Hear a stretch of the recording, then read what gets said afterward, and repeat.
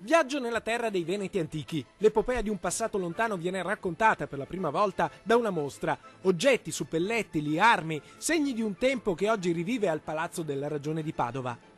Per la prima volta nella storia, dopo secoli, si racconta la grande epopea del popolo dei Veneti antichi, una popolazione le cui origini affondano nella mitografia, nella leggenda omerica dell'eroe Antenore che con gli Enetoi sconfitti, alleati di Troia, viene dalla Paflagonia e viene qui nel nord dell'Adriatico. Chiaramente leggenda, perché la ricerca archeologica ci dice che i Veneti antichi in realtà sono una popolazione endogena che si è sviluppata per fasi.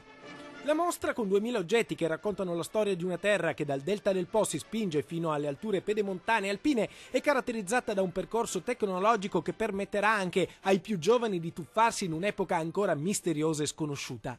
La mostra addirittura ha dei percorsi altamente tecnologici dove raccontiamo quello che è la nostra storia anche a livello, diciamo, interattivo. I ragazzi potranno scrivere il loro nome su un touch e avranno il loro nome in venetico.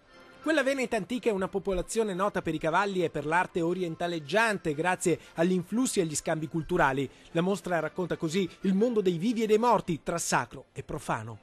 Vogliamo condurre il visitatore in una sorta di viaggio immaginario nel tempo e nello spazio che lo porti a scoprire le origini dei Veneti nell'area del delta del Po, ma che poi lo porti anche a scoprire come si è sviluppato il mondo dei Veneti delle pianure, come si è sviluppato il mondo dei Veneti delle alture e come i Veneti si sono alla fine fusi con il mondo romano, dando luogo poi a un'avventura diversa che è quella del Veneto romano.